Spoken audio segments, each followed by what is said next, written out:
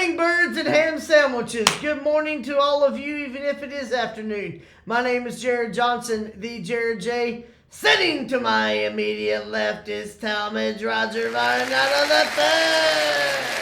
So the hummingbirds and ham sandwiches. Yeah.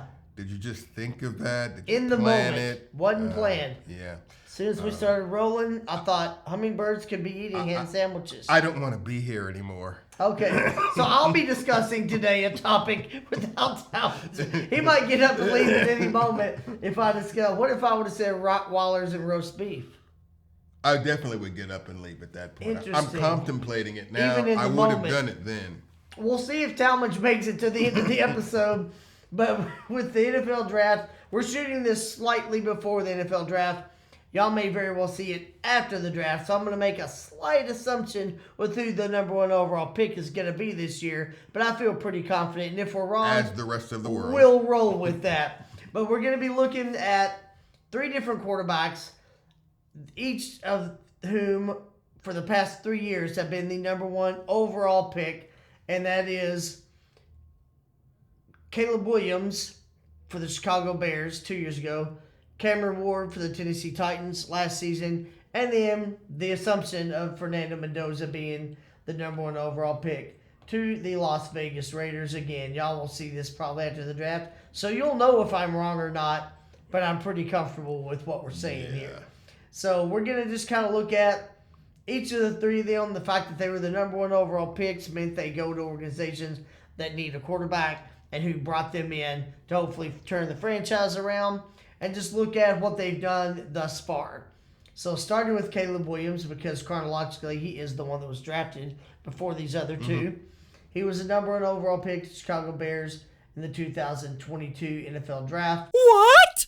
With the first pick in the 2024 NFL Draft, the Chicago Bears select Caleb Williams, quarterback, Southern California. There he is, a Detroit cheer for.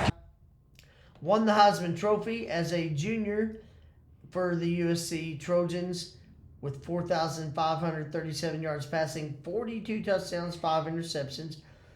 The following year, he was a Heisman finalist, but lost to one of my favorite players, Jaden Daniels, who was a quarterback for Louisiana State University that year. And then the 2 guys were number 1 and number 2 in the draft that following year. Caleb Williams, no shock, I don't think, to anyone at the time that he was the number 1 overall pick. You could make a case that Jaden would have been, like if Chicago had drafted Jaden, also there wouldn't have been a lot of pushback, I don't think. I'm happy that Jaden went to the team that I will say my this, favorite though, team. in that situation. I think it would have been slight surprising only because Caleb Williams was thought to be the guy from day one at Oklahoma. True, yeah, where that's true, Jaden too. kind of had to Arizona work his State way had up to work his to way, that. yeah. And a lot of times it's perception. It's this guy's been seen number 1 since day one, so Yes. we're taking him number 1. So I'm not gonna say people would have fallen off their chairs if Daniel was taken first, but I think There would have been some I'll put it this way: eyebrows they would have raised. been surprised, but Yeah. not shocked. I concur with that. So Caleb, like a lot of guys that are drafted number 1 overall, thrust into the starting role right away. I think I said 2022 a while ago. If I did, I'm mistaken, of course. 2024 is when he was drafted. And as a rookie, a lot of people maybe didn't say he was a bust, but I think a lot of people were like, oh, well, he's not all that good just because the Bears still struggled. I think that's unfair because, again, one guy coming in doesn't turn the franchise around. It takes a lot more than that. Well, in this case, though, I would say the reason why people were saying that is the Bears did make moves before that rookie season to get him receivers. They got surrounded him with more talent. They drafted Yeah. receivers. Because people said, hey, this might be the best position that a number 1 quarterback's ever been put in because they went out and got pieces. In fact, I said that. Yeah. They brought in Keenan Allen. They brought in, they drafted Romo Dunze. They had DJ Moore. They already had Cole Kermit. Yeah. They brought in DeAndre Swift. They did put pieces around him to succeed. But I agree with you. You can't base it off one season. So your ultimate point I agree with. And like most rookie quarterbacks, I think as the season went on, opinions changed. That first handful of games, they were like, what a bust. But as the season went on, you gotta give him a chance. You gotta give him some time. I know the reference. I do know the reference. I mean, and we have to. The absence of patience sometimes is that foolishness. That person should have been paying attention to what I was saying. But here's the thing. Sometimes attention's too much for some people to afford, including myself sometimes. What were you talking about? But now that's a big tree. Caleb, his second season, suddenly the perception changed. Yeah. Chicago's winning more games. Suddenly he's a great quarterback. Now, coming into the league, a lot of people, maybe not a lot, but some people were saying, oh, he could be the next Patrick Mahomes.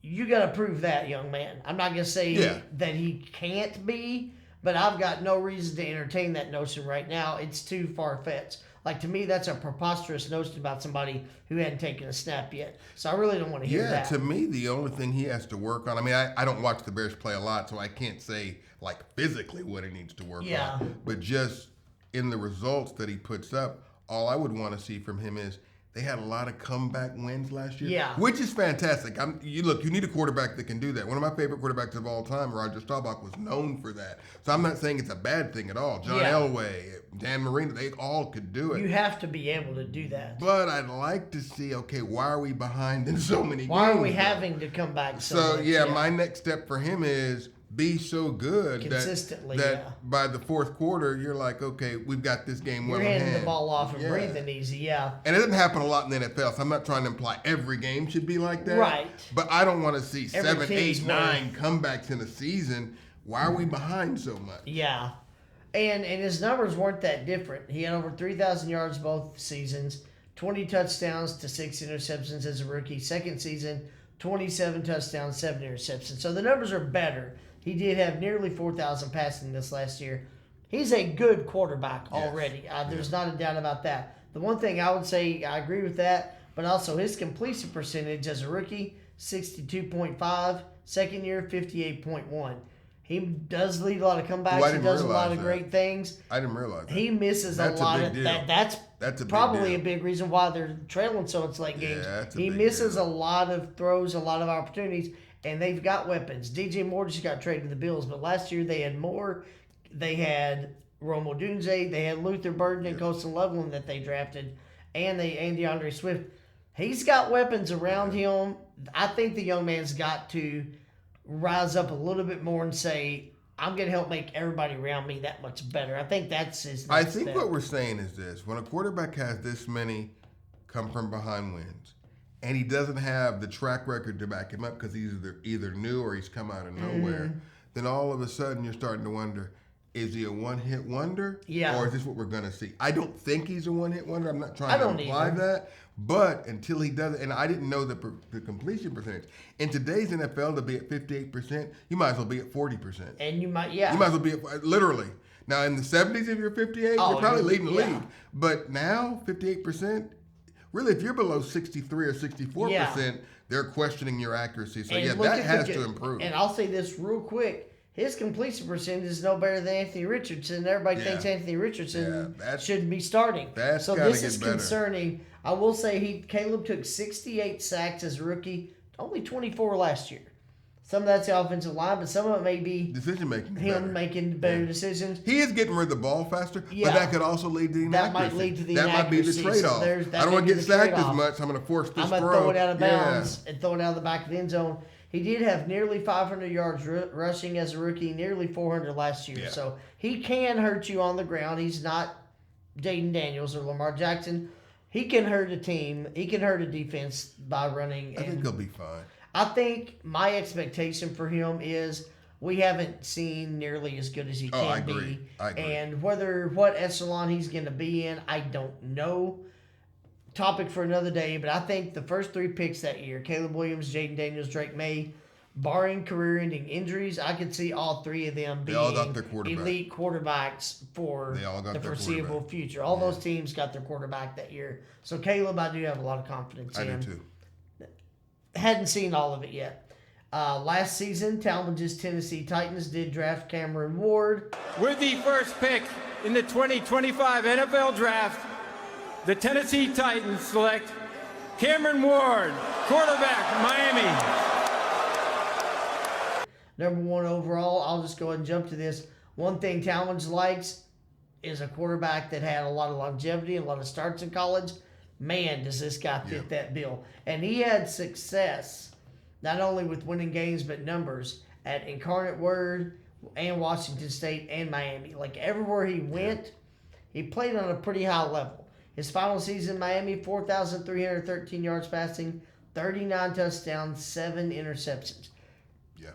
The guy, there was very little, I will say no doubt that he was going to be the number 1 pick in the draft last year. It made perfect sense. As a rookie, he had some struggles too. 3,169 yards passing, which is not bad. 15 touchdowns, 7 interceptions. You'd like to see the ratio better. Also, you want to see a lot more than 15 touchdown passes from your starting quarterback. He did get sacked 55 times. 59.8% completion percentage. He did add 159 yards rushing with 2 touchdowns, 4.1 yards per carry. So, again, he can hurt you with his legs. I feel like, and I want to hear Talmadge talk more because he's the Titans fan. Yeah, there's some things that need to be worked on. The completion percentage, of course. But I think if you look at just the back half of last season, I think we started to see flashes of the quarterback that they drafted. He's got room to grow. He's got time to do it. I'm pretty confident in where I think he can go, but how do you feel, Talmadge, especially with it being your team? I'm kind of along the same lines. Now, you did say there was no question to be the number 1 pick. I think as the draft process went on, that was the case. But at the very beginning of the draft process, there are a lot of folks not knowing who was going to be the number 1 pick. Yeah, I think by the time the draft rolled around. But once Tennessee came out and said, no, we're not changing this pick.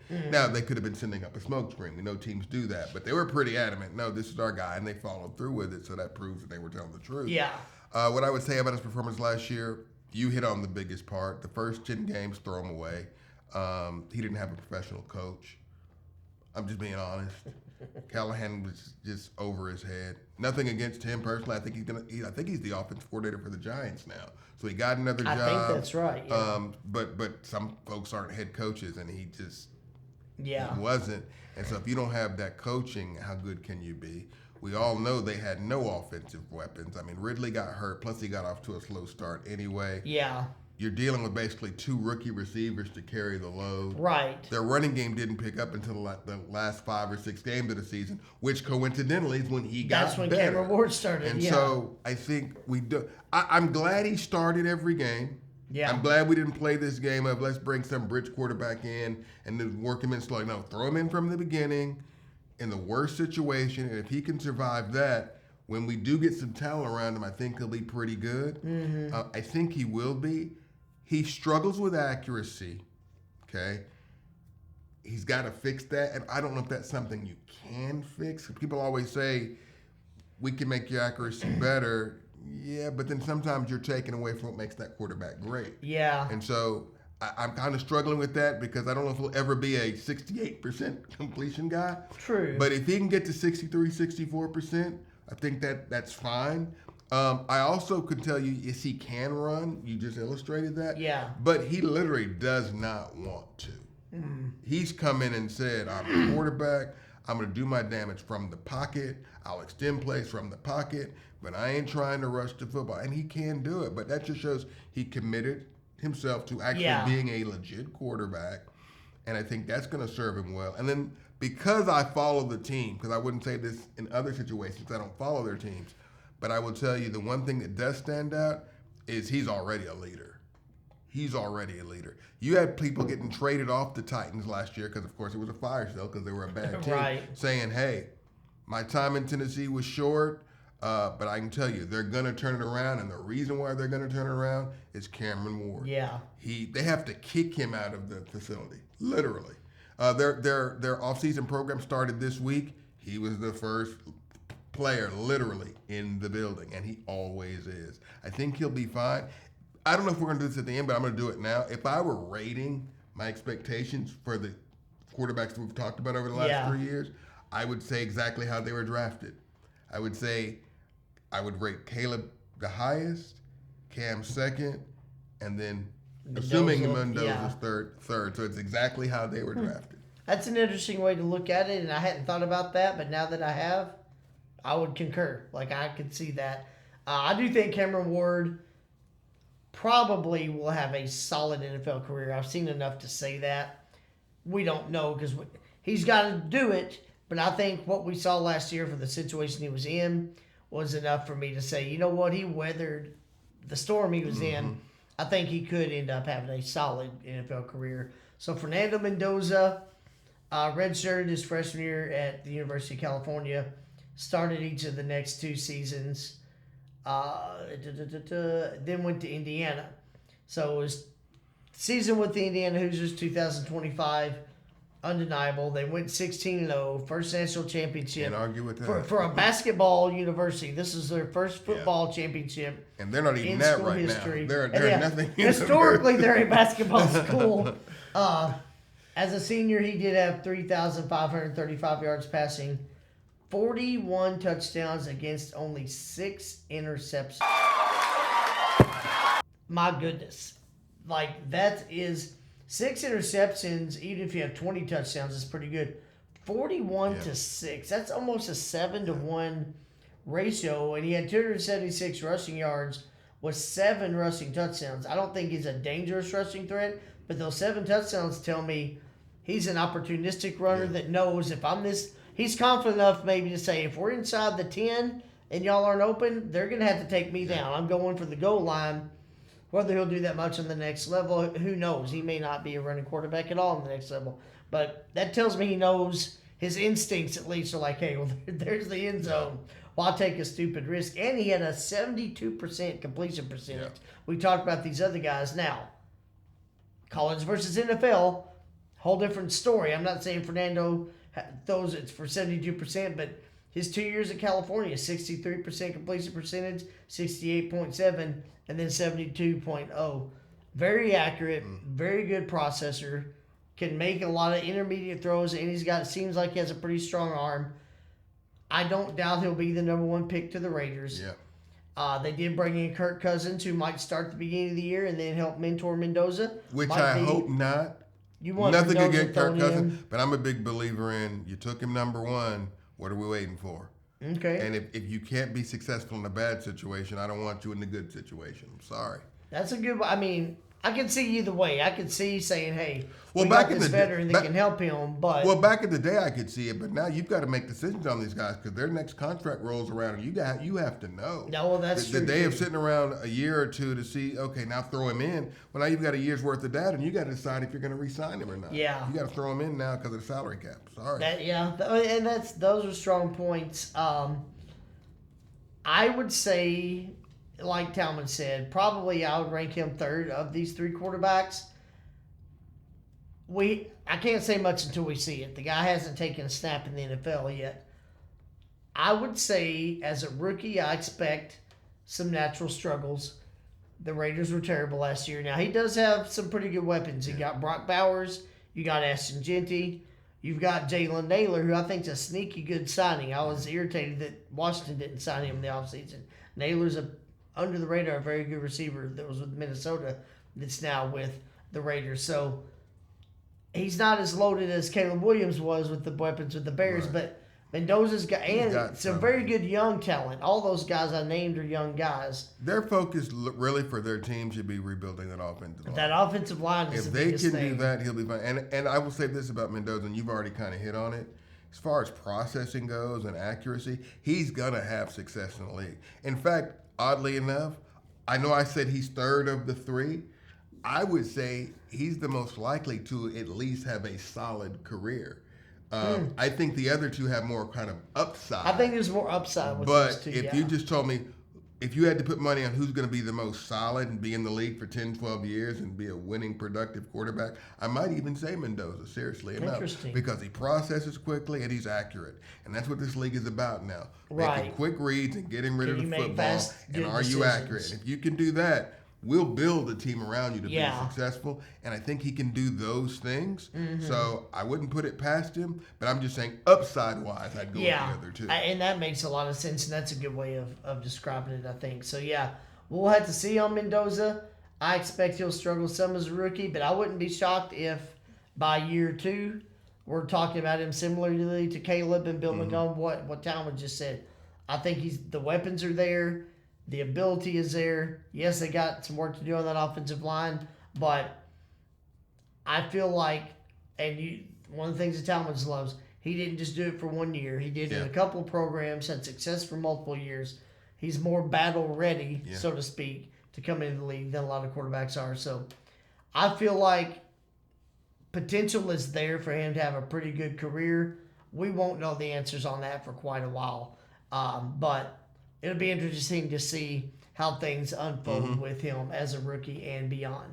So, all right, that's our episode today. Talmadge, do you have any closing thoughts before we land the plane? No, I don't think so. I will mention, though, with the Raiders, they did make a start when they got the center from Baltimore. So that's a start. Tyler Linderbaum, yes, that's a big offensive start. Now, That's true. they spent a lot, but did. that's what you got to do to get him. So I'm hoping for all these quarterbacks that they're put in good situations. The Bears are already starting to do that, especially with their head coach. That was the big deal, getting that offensive-minded coach to work with that quarterback.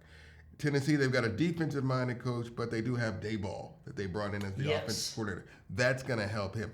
And I'm not trying to put the coaching staff down from the previous year for the Titans, but I've already said I'm curious to see what Cam Ward could do with a year of experience and actual real coaching. I don't make it sound like 'cause these guys, they spend their life doing this. They give their all. I'm not trying to knock their effort. But he just wasn't well coached. I do think Saleh and Dayball is a good combination. Now, you heard me say when Saleh got fired from the Jets, I don't know the guy personally. It's not like he's one of my favorite people or best friends or whatever. But I did say it bothered. I'm not even a Jets fan. It legitimately bothered me when the Jets fired him because I was like, I think he's a pretty good coach. They've got way more problems, and they're firing him, and it's not going to solve anything, and it didn't. And so he's a defensive-minded guy. I'm happy to see him getting this opportunity to see. I think Dayball coming over. If you're a defensive-minded head coach, you got to be smart enough to get a really good offensive coordinator. I think it's a good. And I love it because Saleh's even said, "We know Dayball's not going to be here but a year." So he's basically saying, he already knows you're going to get other we expect you to be successful, and when we are, you're not going to be here. Right. And he's so confident that he said, I've already told the owner what my succession plan is when Dayball leaves, who we're going to get. Okay. So that tells you they're thinking ahead. So all three teams have some things in place that can make them successful. So it's going to be curious to see. I hope they all do well. It's not a competition. But the competitive side of me is I am curious to see who is actually going to be the better. Right. All right. Well, thank you all so much for stopping by. Let us know in the comments. What do you think about these three guys? Do you think Fernando Mendoza is going to be the best of all three of them? Do you think all three of them are going to stink for their whole careers? Not that they do already. But do you just think they're all going to fall off a cliff? Let us know how you feel. If you did like the episode, you can show that by clicking the like button. If you've not already done so, please subscribe to the channel. It will help enable me to bring you more of this type of content, as well as many other types. So for Talmadge Rodger Varnado III, I am Jared Johnson, the Jared J. Thanks y'all for stopping by. Hope you have a great week. And I hope you see you again real soon. Now for